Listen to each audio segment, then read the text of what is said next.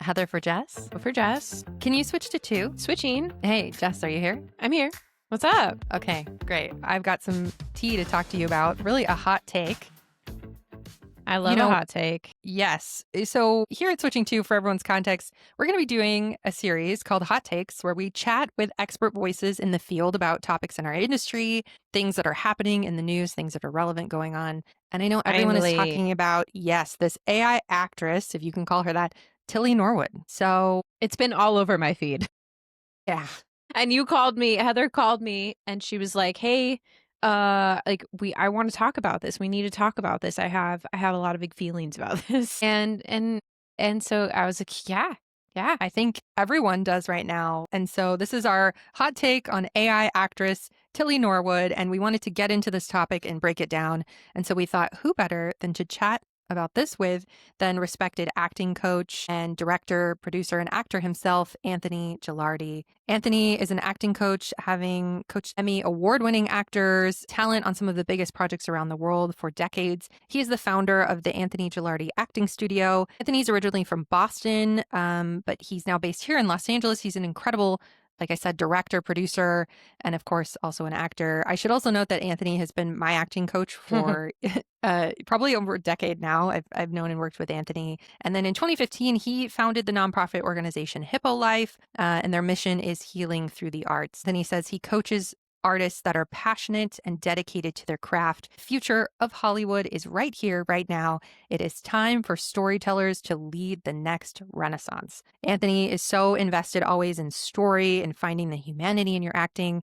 And so we thought that he would be just an incredible person to chat with about this very timely topic. Yeah, I'm excited. We're going to be talking about AI. I know that's a very hot button topic right now. To be transparent, our podcast is recorded using AI software, and Heather and I both, not to speak for you, but I think we both have agreed that AI is a great tool and we should know how to use it, and so that we can continue to evolve and with great power comes great responsibility. Absolutely. I think the tools are improving, and I think they can really support all of us as artists and creators.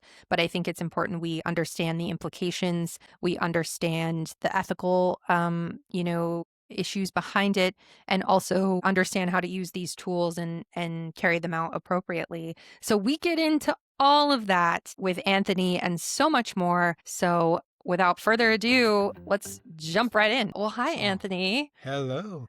Thanks for being with us today. That's my pleasure. Thanks for inviting me. Yeah, well, we are, really interested to dive into our subject matter today, which is talking about Tilly Norwood, what they are calling the first AI actress, which in of itself is a controversy because she's not really an actress. She's a computer, or she's generated. And, so the story, it's been around for a bit, but it really just got legs when Particle 6 announced at the Zurich Film Festival the launch of this new AI talent studio. And the creator of Tilly from Particle 6, saying that she claimed talent agencies were now circling this actress for representation, and, also came out and said that she's not a replacement for a human being. Actors and industry powerhouses, really from around the globe, though, had spoken up about this.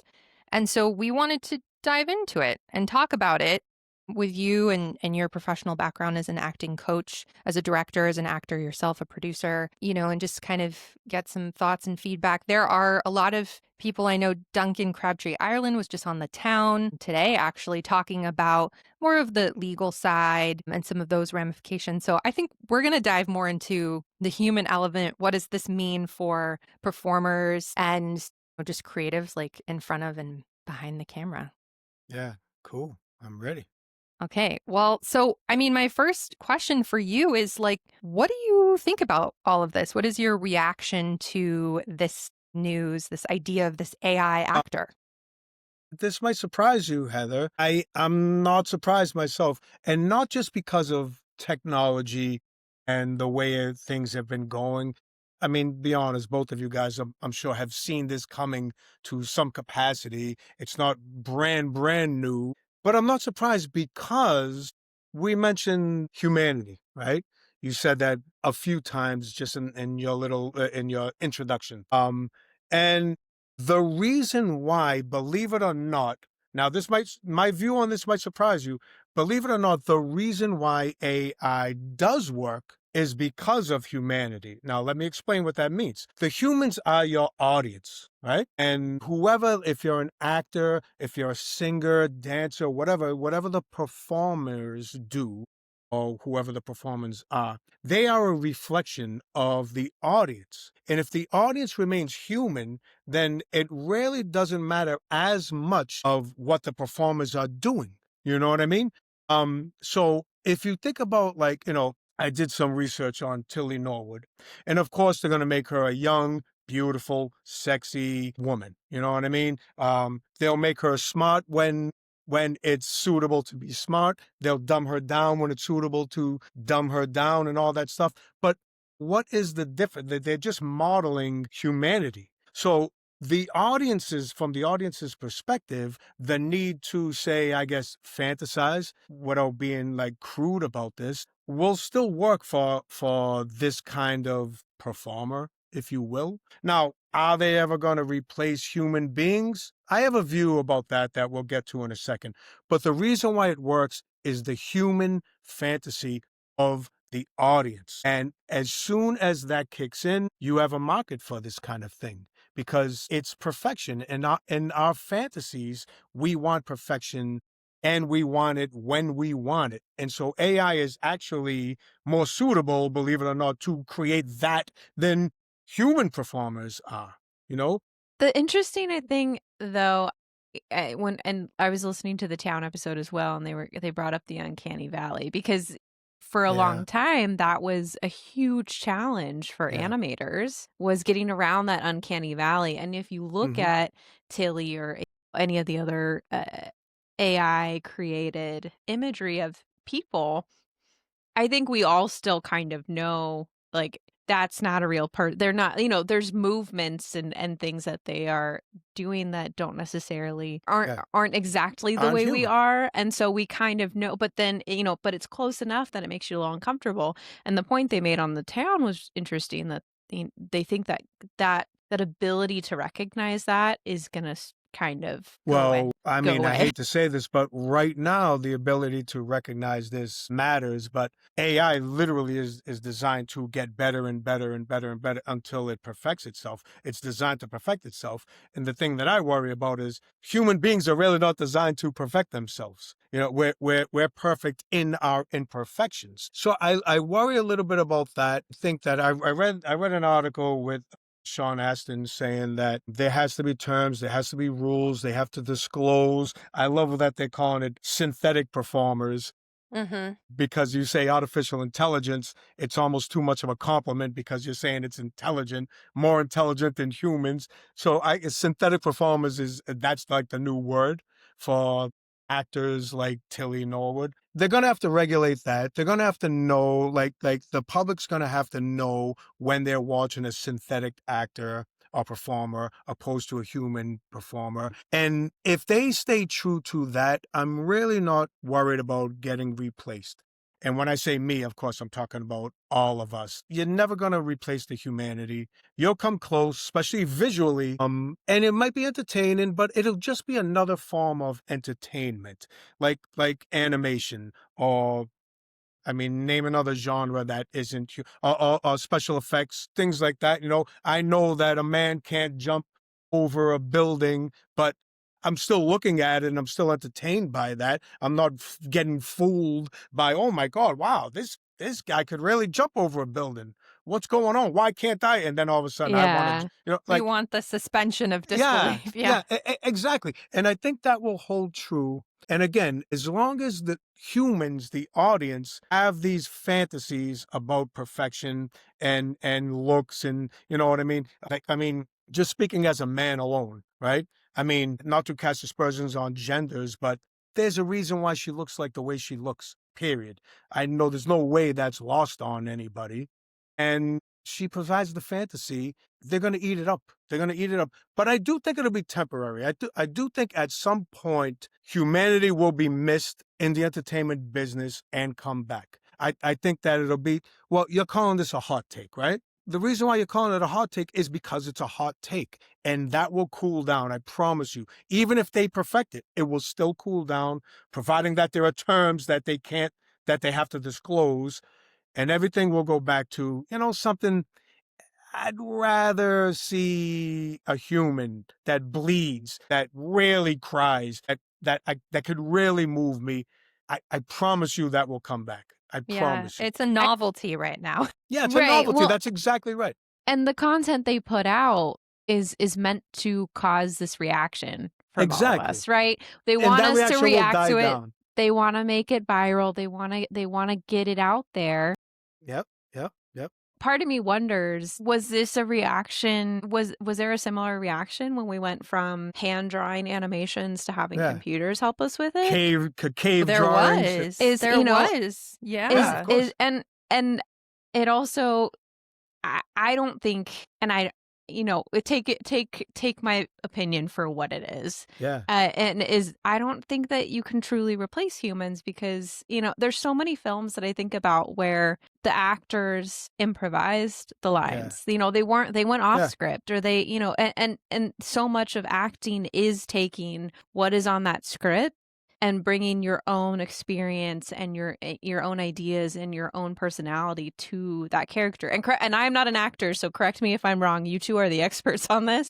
No, let me tell you something. You are more of an expert than us because, like I said, you're part of the human audience that gets to dictate what matters in the entertainment business. So actually, believe it or not, you are more suited to speak on this matter because at the end of the day, while Heather and I and our peers are confused, oh my God, what are we going to do? It's really going to be up to you, the audience, to decide what works and what doesn't work. Even like producers, yeah, they could save a ton of money and all that stuff. But at the end of the day, it will not matter. And If no one wants to watch it, yeah. yeah, exactly. And if there's not a market for it, is once you could save money, but if you're not making money, it doesn't matter if you're saving money. It's all relative. But getting back to what you were saying, Jeff, it's going to have to be, I'm going to correct you in one thing. You say actors can do this, actors can do that, actors can do this, and you're exactly right. But the word you're leaving out is good actors can do this. Great actors can move us. Elite actors capture our imagination and we become fans of them. So my thing is this, and this is a challenge for all actors. You don't want to be replaced. It's this simple. Get better and don't make yourself replaceable. And because if you're replaceable, I'm telling you right now, you will be replaced. So I love that you brought that up, Jess, because that is really honestly what's happening. And I think after the pandemic, at least with my experience, and I want to speak for everybody, humans, they kind of got lazy in their day-to-day activities, labor, workers, and stuff like that. And actors kind of got lazy as well. Not all actors, but most of them. And that right there opened the door to something like this. Now, if you want to close the door, you're going to have to step up. And that is that. That's the message that every actor needs to hear, period. I don't want to hear any bullshit. If you're better than AI won't beat you. That's it. That's all there is to it. What are Now, some practical ways? Yeah, what are some practical ways that people can compete with this, or even use this as a tool? Well, if you told me 6-7 years ago that I would be proud of and bragging about content creators like social media content, I would say there's no way, because I was dead set against it. I was really big on actors that earn their way and all that stuff.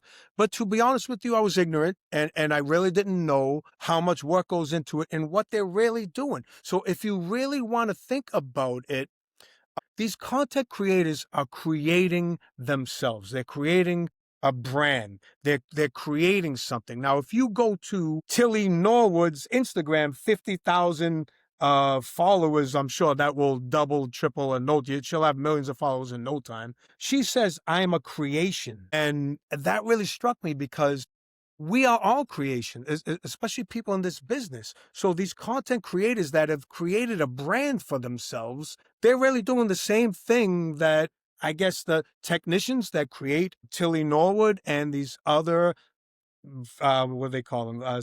Synthetic. I love that word. Synthetic performers. It's really the same thing. So the playing field is actually more level than we think. So nowadays, what mainstream actors need to do is to create or maybe even recreate themselves. They're going to have to do that. And I'm really, really glad that it's at this point, because a lot of actors get lazy with this, and a lot of actors get jaded, and I'm not going out enough. They complain to their agents and managers, and then their agents and managers turn around, well, it's really slow right now. Well, I'm too good for this shit. Those are the actors that are going to be replaced. That's all there is to it. But if an actor really wants it, and if actor is really dedicated, they will figure out a way. Just like these technicians are figuring out ways to create AI that could possibly replace human beings. That's their goal. It's like a huge challenge to them. So if the humans turn around and take the challenge and do the same thing, humanity's going to win. Period. Period. I love that. I think too, for all different, individuals or creatives in this industry, you bring up so many great points, Anthony, because we all have the power and the tools to create ourselves. Like, it is Yeah. accessible, and we're waiting for someone else to do it, and they are doing it, and this is what they're doing. So if you want to, I feel a lot of frustration from a lot of different folks in our industry, and it's like we have all of the tools. We Yeah. just need to put them to good use and like you said, kind of fight back in a way. One advantage that AI is going to have is fear. They're going to have that advantage over us because 90% of the time, you could say laziness, procrastination, and all that stuff.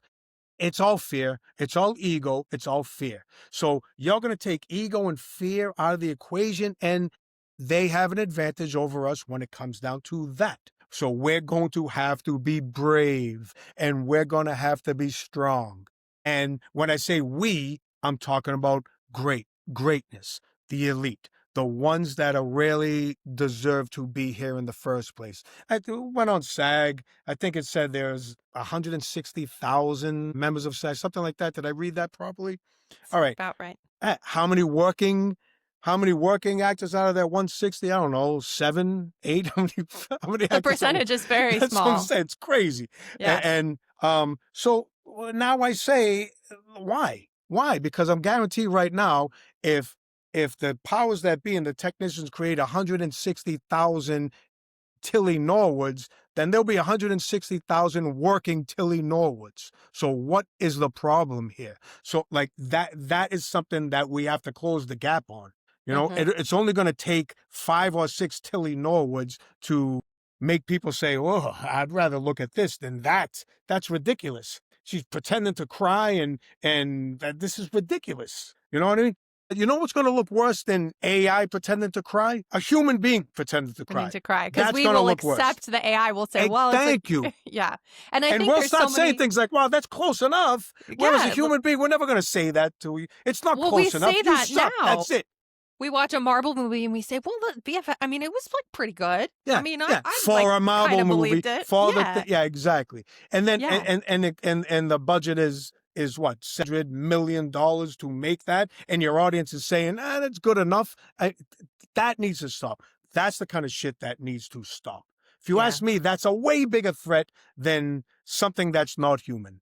Yeah. You know and what the I mean? ways in which we've conditioned ourselves. I mean, I was thinking about today, just filters and AI filters and like a Marvel movie. There's nothing wrong with a Marvel movie, but No. much of the world is generated. So now and maybe the face of one of the Avengers is also scanned and is also maybe manipulated. And so there's a line that's, some what is real and what is not. We've just become more accustomed to seeing these types of things. And even just, of all going back to airbrushing and photographs and advertisements and things like that. It's like, what is real is we don't have maybe a good perception of that, what that should even look like. I mean, this is a conversation. I mean, this has been a conversation for forever, Right. like this is, I mean, and they've been, my background's in photography, Anthony. And so, that's when great. I was in school, and I was taking my photography classes and we were learning about retouching Yeah. and everything. Yeah. Retouching has been something that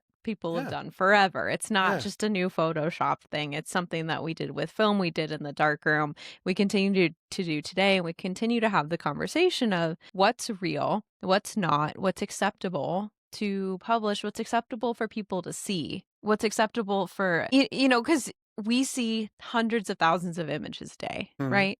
Mhm. And so what is okay for our brains to be able to say, like, to see and be like, "Okay, that's real. Okay, Yeah. that's good for my mental health." Yeah, and I 100% agree with you, but I'll take it even further. Just touch-ups is one thing, but just wearing makeup or Yeah. styling your hair. I mean, that is that not in the same vein as what we're talking about? I mean, at the end of the day, it's all manipulation. And do I look this good without my makeup? And if the answer is no, then you have just created something that's the same thing that's happening with AI. It's the same thing. And you go back to, like, okay, so you're talking about Marvel. Let's take it back to the 70s with, like, Star Wars, like the original Star Wars. And Star Wars worked like crazy. And how many humans were there? There was Luke, Leia, Han, Obi-Wan Kenobi. I think those were the only real, Mhm. like, humans. Everyone else either had a mask or they were droids, robots, whatever the case may be. But nobody questioned the humanity of anybody, including R2D2 was like a fan favorite. Like, they were selling merchandising like crazy, posters. Kids had posters, not me, of course, but kids had posters of R2D2 on their wall. And the reason why was because of humanity. That thing that looks like a vacuum cleaner had more humanity than some of the human actors, live action actors around them. This is my point. Doesn't have to be like that. That will work, but everyone will say, wow, R2D2's a cute robot. Tilly Norwood's a cute AI synthetic performer, and I love her, and she's funny and all that stuff.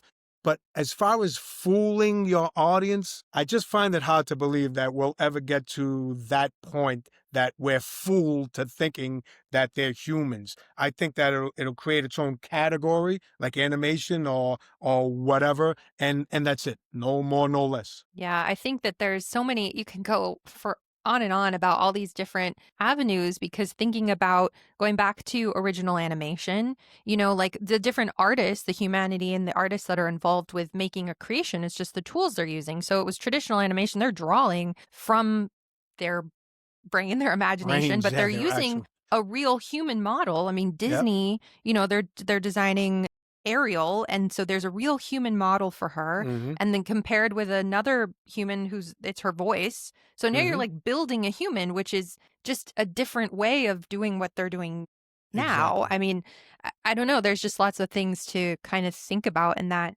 regard. It's the tools we're using to do it. And like you said, Well, Anthony, no one looks at animation and says, "Oh, that's a real yeah, person." They accept yeah. it. And they accept it because they know that it is an imitation of humanity. There's a lot of humanity in the cartoons. When I was growing up with Saturday morning cartoons, Daffy Duck, Bugs Bunny, they were hilarious because they would overemphasize human expression, and it was just funny. Whoa, like their eyes would get like this big. That's just funny.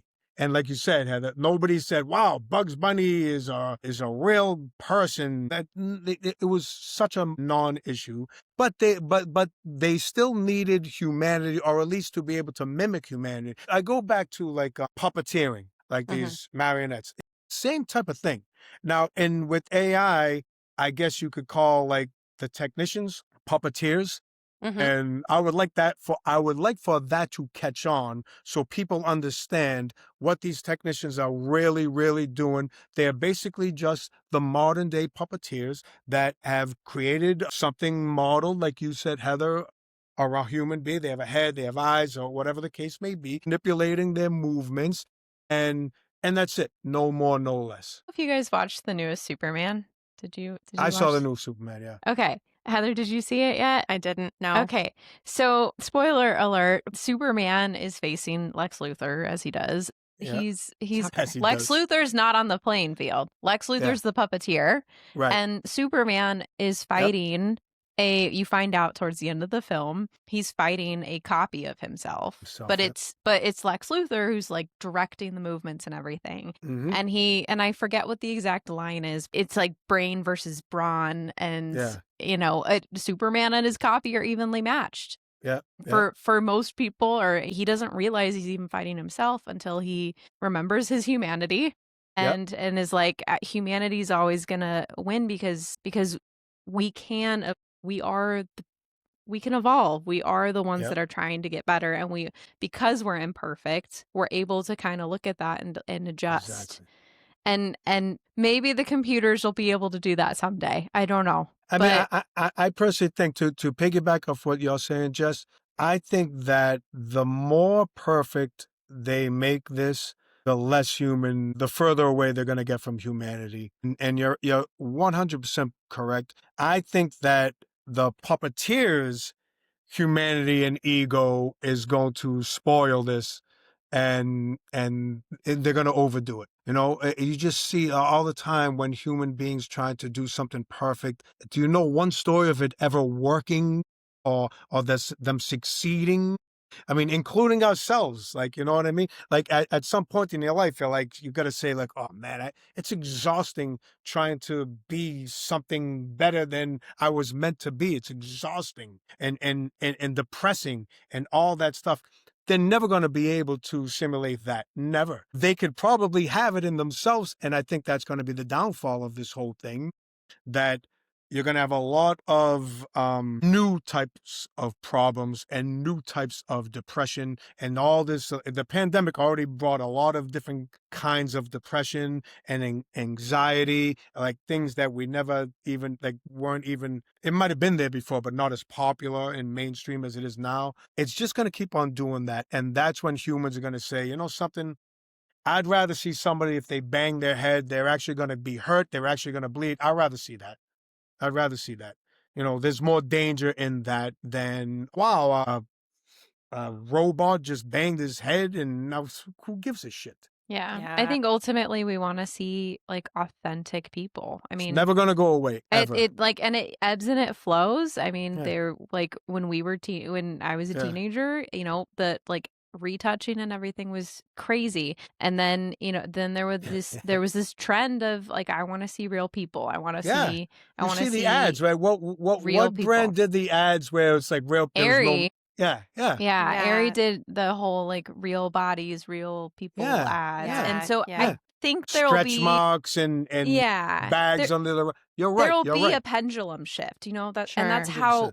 we always have been, is, it goes one direction and then it comes back, and then That is this, and this might be a selfish thing for me because this is the bane of my existence. The only real thing, in my opinion, that is in danger of getting extinct is bad actors. That's the only real danger. And no one's ever going to admit that you're a bad actor. Of course, no actor's going to be, yeah, I'm an actor. Are you good? No, I suck. No one's going to say that. But I'm telling you right now, you'll start seeing bad actors not being able to make it by luck or a connection, or things that make bad actors. I don't even know. That's not necessarily a bad thing.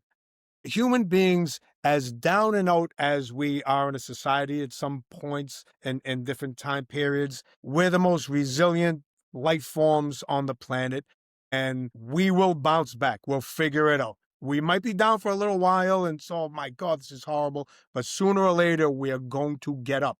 It's in our DNA, and the thing that we're fighting against doesn't have DNA, and there's our advantage. So things that I said that were our disadvantages, like our fear and our ego, that will end up like helping us persevere over all of this. Our flaws are going to make us win against the flawless. Does that make sense? Yeah. What an amazing point. I think, what's coming to my mind too in all of this is there have been so many evolutions throughout just our industry alone, but, just with computers and with using new tools because people don't understand it. And I feel Yeah. that one of the best things you can do maybe now, and I would love your opinion, Anthony, is to just, become more knowledgeable about it, like Hmm. understand how it works and also maybe understand how, you fit in.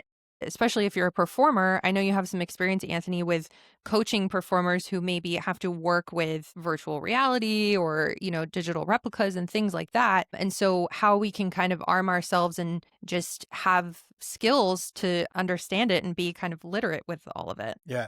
I think the best way to do that, because I agree with you like 100%, is to, and I think this is advice for everybody in the world, whether you're an actor or not. You have to understand humanity because you're a human. And you have to start with your own humanity.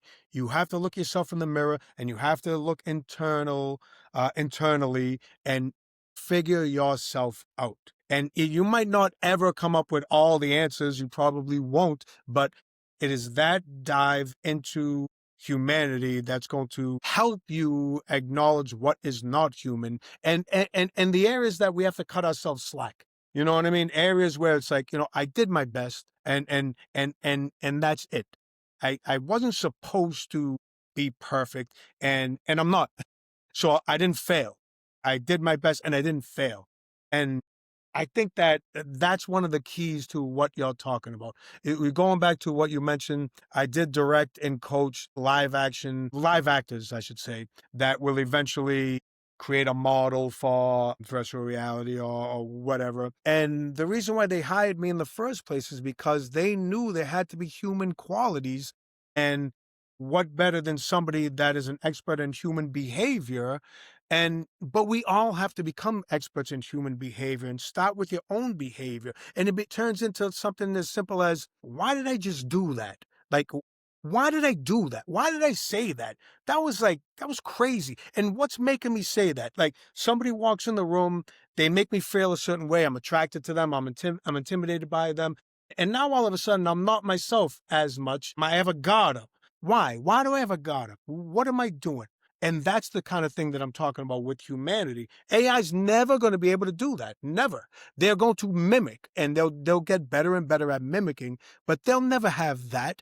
The adjustments that we make second by second. And that's another thing. They say AI can make adjustments in seconds. Yeah, and maybe they can, but I'm telling you right now, humans adjust faster. I don't know what the analytics are with this. I don't fucking know. But I'll be willing to bet anything that a human being could adjust to their situation, mood swings, or whatever it is, faster than anything else. I'll guarantee it.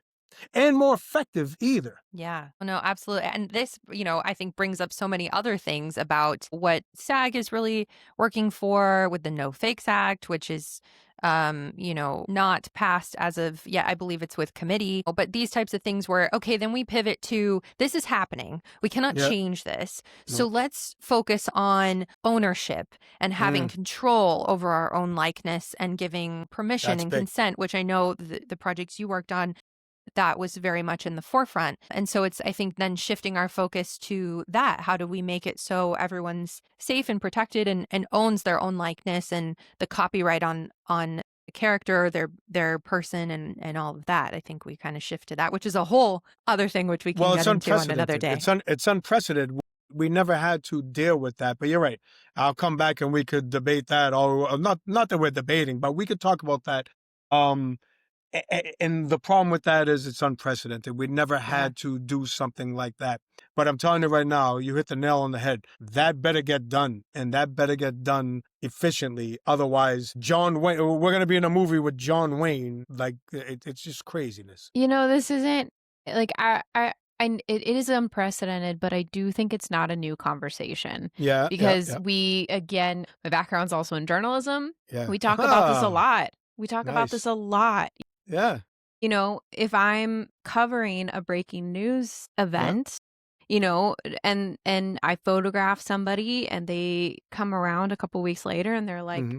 you weren't allowed to take my picture. Yeah, It gets into the First Amendment. yeah, yeah. But, but also people personally, people should be able to choose if a company is allowed to use their likeness for and in what way, however long, their estate, their family should be able to choose that. But it's also, this is such a conversation that we should be having because, we should be able to document what's happening out in the world. I very much believe in the First Amendment. We should also be able to protect our likeness. And so this is a conversation that has been happening for a very long time. And I'm glad that we're all having this conversation now because we should be. Yeah, Well, it's going to look so different for people who are, like you said, I mean, just who are, non-performers, who are not in the spotlight. I think it's actually going to be more difficult for them to, protect their likeness because you have someone who's a well-known celebrity or personality. That's going to be easier to protect because that's known. But the, people who aren't in that position, I think it's going to take some parameters to support that. Well, this was fantastic. Thank you so much, Anthony, for joining us today. We're excited to have you back. We'll continue this conversation. We want to hear from you guys. Let us know what you think about this topic and your thoughts and feelings about all that's going on. And Anthony, where can people find you or get in touch with you? And I know you have lots of different avenues to do that. The best way to get in touch with me is through the studio, Anthony Gilardi Acting Studio. .com, and you see a little bit about what I do, what we do. If you have questions for me regarding anything in the business, I mentor actors as well as coach them, which, believe it or not, is two different things. Just hit me up. Fantastic. Awesome. Well, thank you so much for your time today, and we'll see you on the pod again soon. Thank you. All right, that's the show for today. But before we switch back, we want to remind you, subscribe to the pod, follow us on socials, get on our mailing list. You can stay in touch with us. We want to hear from you. We want to know what you think about this episode, what you think about the conversations we talked about, any questions, comments, concerns, hopes, dreams, quotes of the day. Send us a DM. You can send us a message through our website. We would love to hear. Thanks, you guys. Bye. Thanks for listening to Switching To, hosted and edited by Heather Kate Duncan and Jess Boyer. Original music by Top Flow, courtesy of the Pixabay royalty-free music library. Recorded on location in Los Angeles, California. Follow us on social at Switching To Pod. Show notes and transcripts can be found at switching2pod.com.